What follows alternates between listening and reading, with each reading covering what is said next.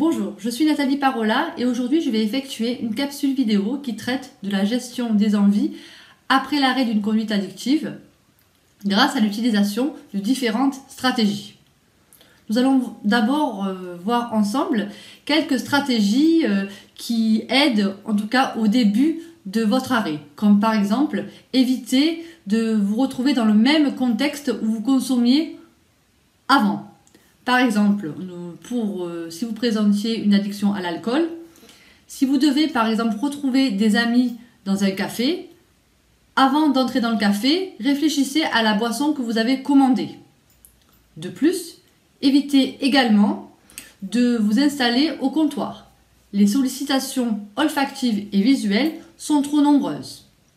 En tout cas, évitez au maximum de vous retrouver dans un contexte similaire où vous étiez avant lors de votre conduite addictive, que ce soit une addiction à une substance ou une addiction à un comportement. Le changement de contexte est un préalable très important.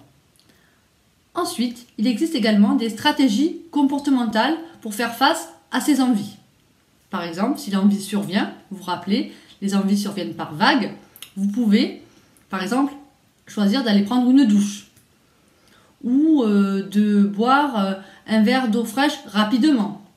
Vous allez essayer d'associer l'envie au comportement alternatif, à la stratégie comportementale. Vous pouvez aussi choisir d'appeler une personne soutenante. Vous pouvez aussi pratiquer une activité sportive. Le sport est une activité compensatoire très efficace. Vous pouvez également pratiquer de la relaxation, des séances de relaxation et des séances de méditation pleine conscience.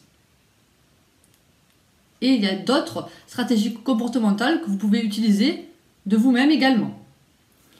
Il existe également des stratégies qu'on appelle des stratégies cognitives. Par exemple, se répéter dans sa tête la liste des motivations pour lesquelles nous avons arrêté notre conduite addictive.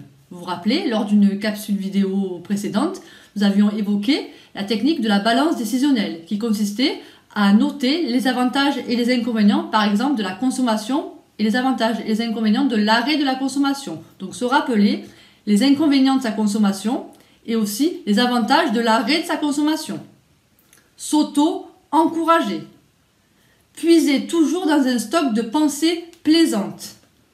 Lorsque les envies surviennent, essayez de les associer à des choses positives, des projets futurs positifs.